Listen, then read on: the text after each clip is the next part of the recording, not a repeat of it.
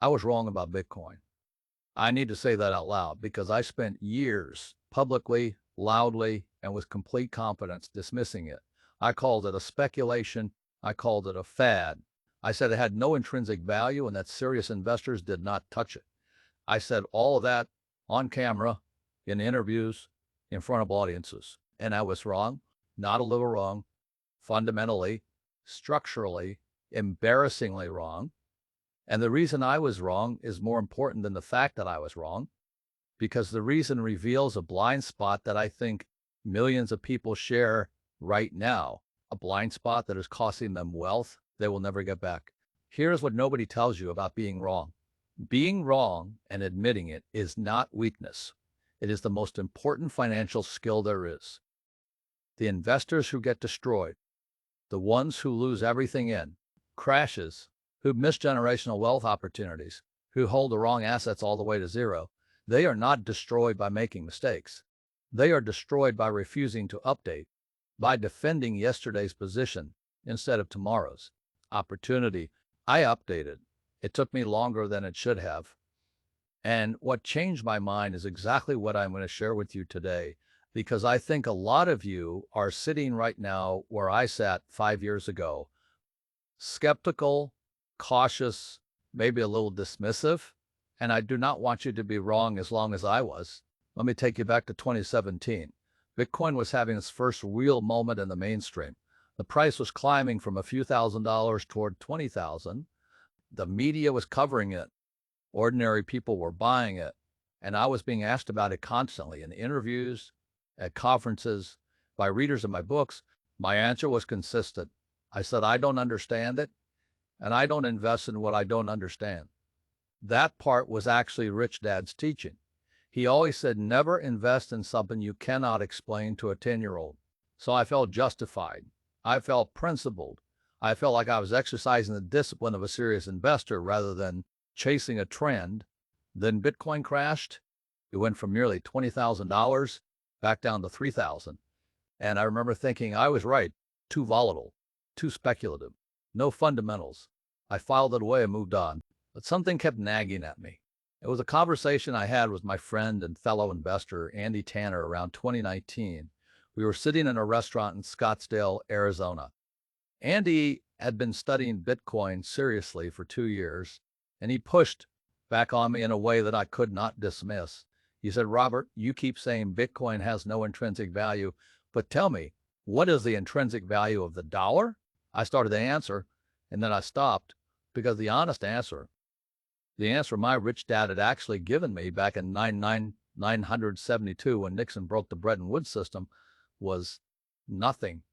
The dollar's value is backed by faith, by government decree, by the collective agreement of people to treat it as money, not by gold, not by silver, not by any physical asset, pure faith. And I had spent 30 years teaching people that faith, and the dollar was misplaced, that the dollar was being debased, that inflation was theft, that savers were losers because paper currency always depreciates.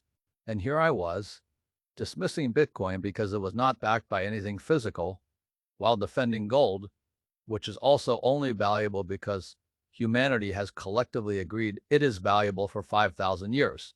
Andy looked at me across that table and said, the difference between gold and Bitcoin is that Bitcoin has a mathematically enforced supply cap that no government can change.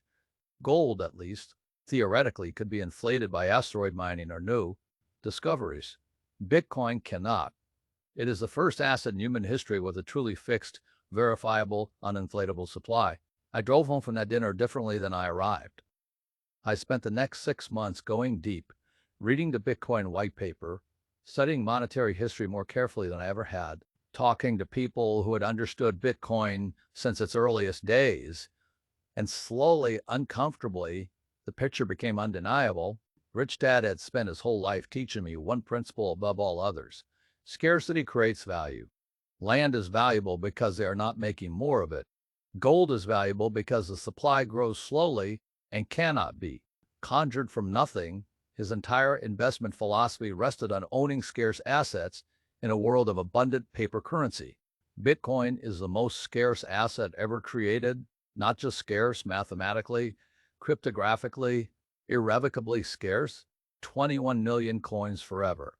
And I had almost missed it because I was looking for something I already recognized, rather than understanding something genuinely new. Here is a problem, and it is not just about Bitcoin. It runs much deeper than any single asset. The problem is that the financial education most people have received, if they received any at all, was designed for a world that no longer exists. It was designed for the post-World War II era of stable currencies, growing middle-class wages, reliable pensions, and an American dollar backed by gold and trusted globally without question. That world is gone, completely gone. And the advice built for that world is not just outdated, it is actively dangerous. When applied to the world we are actually living in, most people are doing exactly what they were taught to do. They are working hard. They are saving diligently in dollar-denominated accounts.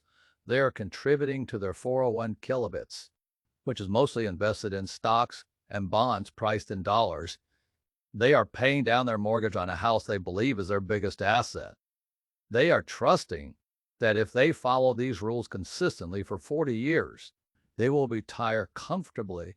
But here's what nobody told them.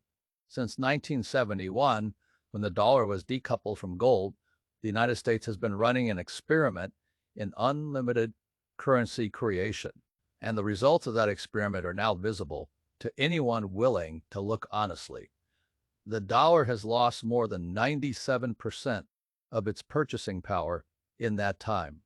The gap between asset owners and wage earners has widened to levels not seen since before the Great Depression. Real wages for middle-class workers have been essentially flat for 50 years when adjusted for actual inflation. Not the government's inflation number, the actual cost of housing, education, healthcare, and food, and yet the advice has not changed. Save more, diversify your stocks, trust the system. My poor dad trusted the system completely. He was one of the most credentialed men I knew, a PhD, a senior government education official, and he retired with almost nothing despite a lifetime of discipline, saving, and hard work, not because he failed by the rules he was given, because the rules were wrong for the game that was actually being played. My rich dad saw the game for what it was. He understood that in a world of unlimited currency creation, the only winning position is to own assets whose supply cannot be inflated away. Real estate, gold, silver, businesses, and today, Bitcoin. The people who understand this build wealth across economic cycles. The people who do not understand it watch their purchasing power erode year after year while wondering why working harder never seems to close the gap. The core problem is not lack of effort. It is lack of the right financial education. And that education starts with understanding money, what it is, what it has been throughout history, and what it is becoming. Rich Dad had a phrase he repeated so many times that I can still hear his voice saying it. Robert, there are three kinds of money: God's money, government's money, and the people's money. Learn to tell them apart and your financial life will make sense. Confuse them and you will be poor forever. He explained it like this. God's money is gold and silver. It has existed for 5,000 years. No government created it. No central bank controls its supply. You cannot print it. An ounce of gold is an ounce of gold. In ancient Babylon or modern New York, it holds value across time because its supply grows slowly, maybe 2% per year from new mining. And it cannot be conjured from nothing by a committee of bankers who need to fund a government deficit. Government's money is fiat currency. The dollar, the euro, the yen. These are not money in the historical sense. They are currency, government-issued tokens that work as a medium of exchange because the government requires you to pay taxes in them and declares them legal tender. Their value is entirely dependent on faith in the issuing government. And every fiat currency in the history of civilization, every single one, has eventually failed, some quickly and dramatically, some slowly and quietly, but not one has survived indefinitely. The dollar is the world's current reserve currency, and it has been extraordinarily durable. But durable is not the same as permanent. The people's money, this is how Rich Dad would have understood Bitcoin if he had lived to see it. He died before Bitcoin existed as a real force, but I've thought many times about what he would have said if I had described it to him, a form of money with a fixed supply that no government controls, whose transactions are verified by a decentralized global network that cannot be seized by a government that disagrees with how you are spending it, that can be transferred anywhere in the world in minutes without a bank's permission. I think he would have leaned forward in his chair and said, "That is exactly what the people need, because here is what is critical to understand. One of the most powerful tools governments use to control populations is control of money. When they can print money freely, they can fund wars, expand bureaucracies, and bail out their preferred institutions without ever going to the voters and asking for a tax increase. The cost is paid invisibly through inflation by every person holding that currency. It is the most regressive tax in existence. It hits the poor and the savings-dependent middle class hardest, while the wealthy who hold real assets are largely protected because their asset values rise with inflation. Bitcoin breaks that mechanism for the first time in human history. There exists a form of money that cannot be inflated by any authority. No government, no central bank, no committee of economists can decide to create more of it. The supply is fixed at 21 million coins by mathematics, by code running on thousands of computers simultaneously around the world, the code that would require the consensus of the entire global network to change. That is not a policy. It is a law of mathematics, and mathematics does not respond to political pressure. I know what some of you are thinking right now. You are thinking, but it is so volatile. You are thinking it crashed before it could crash again. You are thinking it is just digital. It is not real. I thought all of those things. Let me address them directly. Yes, Bitcoin is volatile. So is every emerging asset class in its early stages. Real estate in emerging neighborhoods looked volatile. Early stock markets looked volatile. Gold was legally banned by the U.S. government in 933. Citizens were required to sell their gold to the government at below market prices. The assets that eventually become foundational stores of value go through violent early periods before the consensus builds around them. We are still in that early period for Bitcoin. As for whether it is real, your dollar is digital too. More than 90% of all dollars in existence are not physical paper, they are entries in computer systems. The question is not whether something is digital. The question is whether its supply can be controlled and manipulated. The dollar supply can be and is being manipulated daily. Bitcoin supply cannot be. That is the entire distinction that matters. And on the crashing, yes, Bitcoin has had severe drawdowns, more than 80% on several occasions, but every time it has recovered and gone on to new highs because the underlying protocol has not changed. The mathematics has not changed. The fixed supply has not changed. The fundamentals are not affected by price volatility. And the wealthy investors who understood the fundamentals bought every dip and emerged dramatically richer on the other side. The people who got hurt in Bitcoin crashes are the same people who get hurt in stock market crashes and real estate crashes. The people who bought with money they could not afford to lose, who panicked and sold at the bottom, and who let fear make their financial decisions instead of principles and education.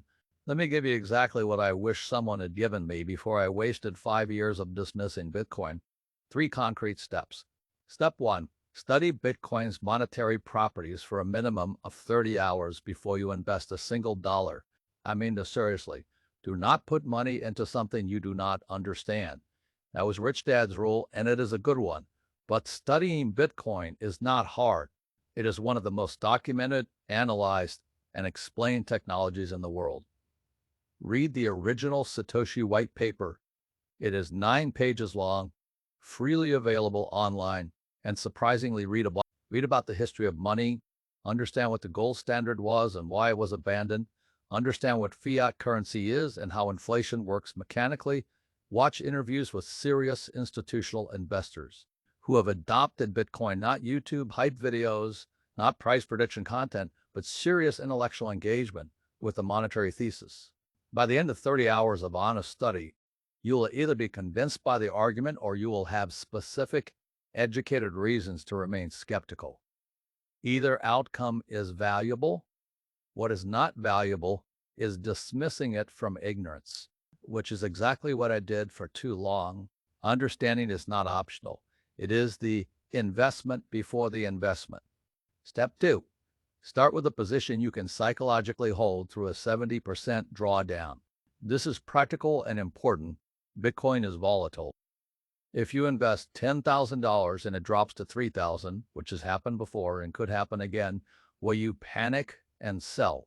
Will you lose sleep? Will it affect your ability to make rational decisions about your other finances? If the answer to any of those questions is yes, you invested too much. The wealthy investors who have made fortunes in Bitcoin did not invest life-changing sums at the beginning.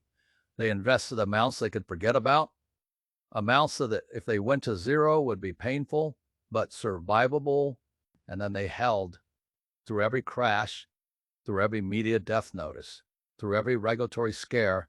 They held because they understood what they owned and why they owned it. Figure out what that number is for you. For some people, it is 1% of their investment portfolio.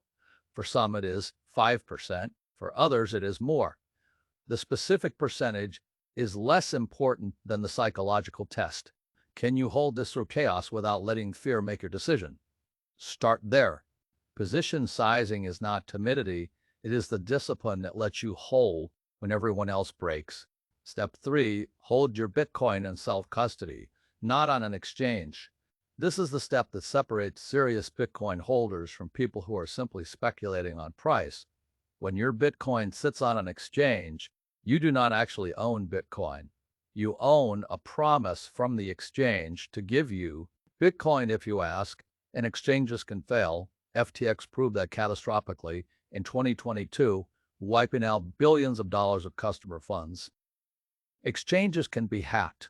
They can be seized by governments. They can suspend withdrawals. Self-custody means you hold your own private keys. Your Bitcoin lives in a hardware wallet, a physical device that you control that requires your specific codes to access, that cannot be frozen by a bank or seized by a government without physically taking the device from you. This is what the wealthy Bitcoin holders do. They do not leave their gold certificates at someone else's bank. They do not leave their real estate deeds in a stranger's filing cabinet. They take possession by a hardware wallet. Learn how to use it. Move your Bitcoin off exchanges and into self-custody. It takes a few hours of learning. It is not complicated, and it is the difference between truly owning an asset and holding a promise. If you do not hold your keys, you do not hold your Bitcoin. I want to challenge the deepest assumption behind most people's Bitcoin skepticism, because it is not really about Bitcoin. It is about what counts as real. We have been conditioned to believe that real means physical, that you can touch it, hold it, lock it in a safe. Gold is real because it is heavy and yellow and has been money for 5,000 years. Real estate is real because you can stand on it. A dollar bill is real because you can fold it and put it in your wallet. Bitcoin is fake because it is just numbers on a screen. But I want you to think about what most of your financial life actually is right now. Your salary is a number in a bank's computer. Your mortgage is a number in another computer. Your 401 kilobits is a number in a brokerage system. Your credit score, which determines what you can borrow and at what cost, is a number generated by an algorithm. Your health insurance coverage is a set of rules stored in a database. None of these things are physical. All of them are real. The question is never whether something is physical or digital. The question is, what are the rules governing this thing? Who controls those rules? Can those rules be changed against your interest? And is there a consensus, a sufficiently large, distributed, credible agreement that this thing holds value? The dollar is not physical for 90+% of its existence. But the rules of the dollar, who controls the supply, who benefits from expansion, who bears the cost of inflation, those rules are set by the Federal Reserve and the U.S.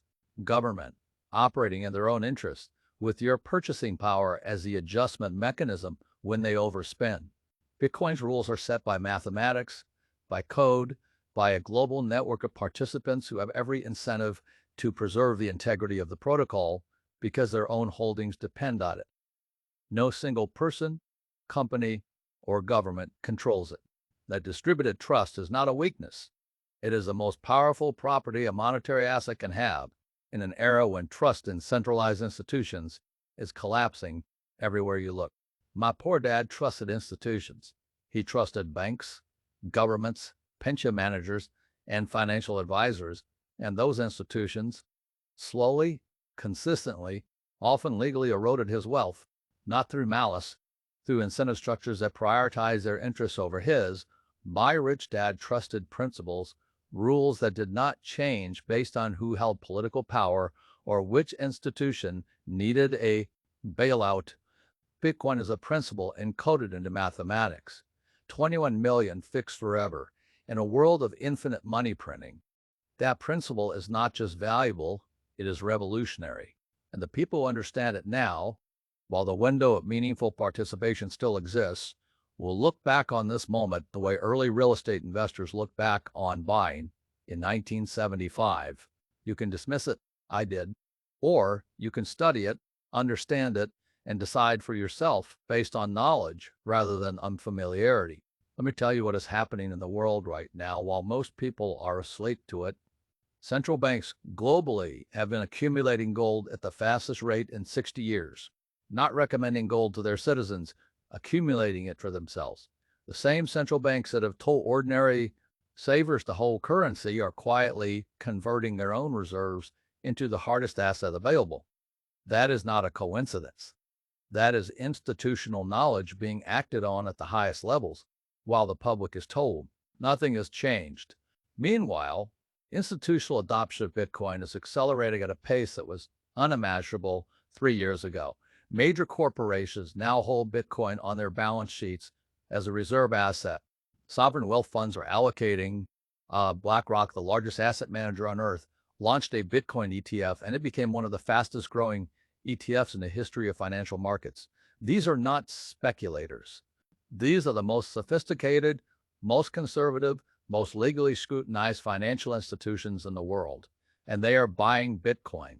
What do they know that your financial advisor is not telling you? The window to accumulate Bitcoin at what will eventually look like generational prices is narrowing, not because I am trying to create urgency for its own sake, because the mathematics of adoption are real. There are only 21 million Bitcoin. As institutional and sovereign adoption continues, as more capital from more sources competes for the same fixed supply, the price will reflect that scarcity. The early adopters of every scarce asset in history have been rewarded dramatically. The late majority have paid those early adopters returns. I got in later than I should have. I am being honest about that. I left years of returns on the table because I was too proud to admit I did not understand something new. I do not want that for you. The time cost of being wrong about a generational asset is enormous and non-recoverable. Educate yourself now. Start small now. Understand self-custody now. The cost of being wrong about Bitcoin, if you invest responsibly, what you can afford to lose is limited.